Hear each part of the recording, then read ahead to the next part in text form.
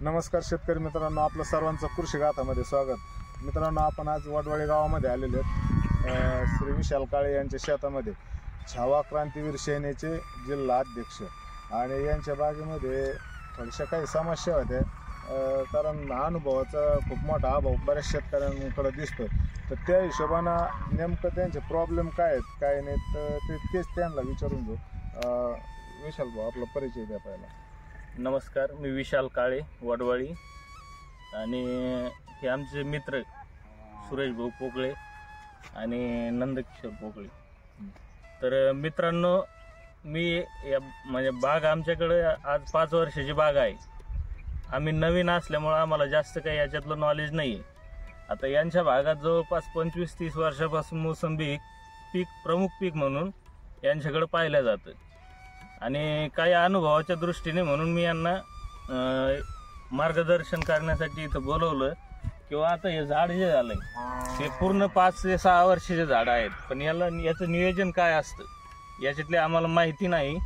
त्यासाठी मी यांना बोलवलं होतं। आता याच्यासाठी खत कसं द्यायचं, याला ताण कसा द्यायचा, किंवा काही झाडं डायबॅकचे समजा बुरशीने काही झाडं पिवळे पडलेत व याला काय करायचं, ह्या सर्व गोष्टींसाठी ते मार्गदर्शन करण्यासाठी इथं आपल्या इथं आलेले आहेत।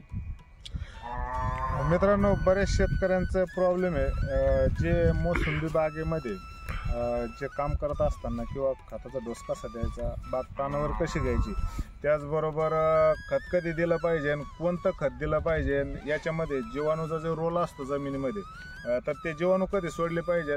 तर जे नवीन शेतकरी यांना खूप अडचणी येतात, तर त्यासाठी आम्ही जवळजवळ 1 ते 1.5 वर्षापासून अथक अभ्यासाचा प्रयत्न करतोय। त्याचबरोबर आम्ही जवळजवळ 20-25 वर्षापासून मोसंबीची बागाही करतो। आमच्या अनुभवातलंच ज्ञान आम्ही शेतकऱ्यांपर्यंत पोहोच करण्याचा प्रयत्न आहे आमचा, कारण ज्या अडचणी आपल्याला आल्या त्या इतर शेतकऱ्यांना जर येत असतील आणि जर आपल्याकडे ते ज्ञान जर असेल तर जर आपलं ज्ञान आपल्यापाशीच जर ठेवलं तर त्या ज्ञानाचा काही उपयोग नाही। जर आपण ते ज्ञान जर दुसऱ्याला देत चाललो आणि जर एखाद्या शेतकऱ्याचं जर आपल्या ज्ञानापासून जर चांगलं होत असेल, कारण प्रत्येक शेतकरी हा अथक कष्ट करत असतो, पण नियोजनाचा अभाव असल्यामुळं किंवा माहिती कमी असल्यामुळं जर त्यांचं नुकसान होत असलं, सगळे कष्ट जरी करून खर्च तितकाच होतो, परंतु त्याच्याबरोबर जर त्यांच्याकडं फक्त नियोजनाचा अभाव आणि माहितीच्या अभावामुळे जर उत्पन्न कमी निघत असलं तर मग आपल्याकडे ज्ञान असून आपलासुद्धा काही उपयोग नाही।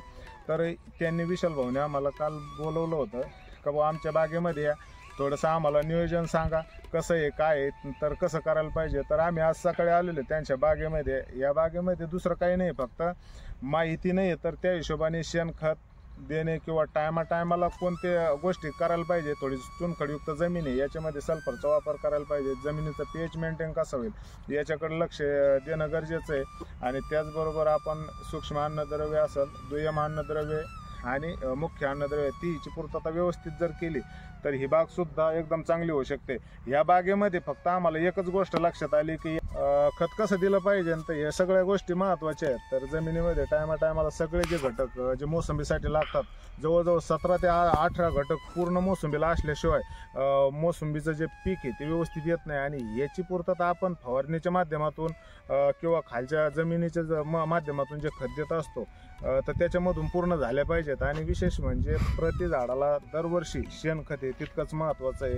तुम्ही शेणखत देऊ शकता, गांडूळ खत देऊ शकता किंवा निंबोळी पेंड, ह्या गोष्टी ऑर्गॅनिकमध्ये आपण देणं खूप गरजेचं आहे, तेव्हा आपले झाडं व्यवस्थित राहते ना। आणि हो, खर्च थोडासा होईल सुरुवातीला, परंतु आपण जसं लेकराला जपतो त्याच्या हिशोबाने जर मोसंबीचं झाडाला जपलं तर त्याच्यानंतर ते सुद्धा आपल्याला तेवढंच उत्पन्न मोसंबीचे झाडं देतात। तर विशाल भाऊ, तुमचे अजून काही प्रश्न असले तर आमच्या परीने आम्ही जेवढं होईल तेवढं सोडवण्याचा निश्चित प्रयत्न करू।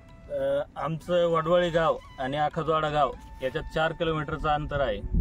आता माझे त्या परिसरात भरपूर मित्र आहेत, त्यामुळे माझं जाणं येणं त्या भागात असतं। आता यांच्याकडे जे मोसंबी पीक आहे जवळपास 25-30 वर्षापूर्वीचे बागायतदार आहेत तिथं, त्यांचं उत्पन्न जर ऐकलं तर कोणाचं 50 टन, कोणाचं 100 टन, कोणाचं 150 टन। तर आम्हाला तिकडे गेल्यानंतर प्रश्न पडतो त्यांचे झाडं बघून किंवा यांचं इतकं उत्पन्न निघतं कसं व हे काय करतात याच्यासाठी। आता यांच्याकडे जुने असल्यामुळे यांना अनुभव खूप आहे। त्या हिशोबाने मग मी त्यांना बोललो की बाबा तुम्ही माझ्या शेतात एकदा व्हिजिट करा व आम्हाला मार्गदर्शन करा, त्यासाठी ते आपल्याकडे आलेले आहेत। मित्रांनो, तुम्हाला जर काही अडचणी असतील मोसंबी बागेविषयी आणि जर तुम्हाला पण असेच प्रश्न असतील तर निश्चित आम्हाला या नंबरवरती फोन करू शकता. आणि आमची गुगल वेबसाईट आहे www.कृषिगाथा.com या आमच्या वेबसाईटला नक्की भेट द्या. विशाल भाऊ, तुम्ही आम्हाला वेळात वेळ दिला त्याचबद्दल तुमचे खूप खूप आभार. तुम्ही आम्हाला योग्य मार्गदर्शन केलं त्याबद्दल तुमचे आभार.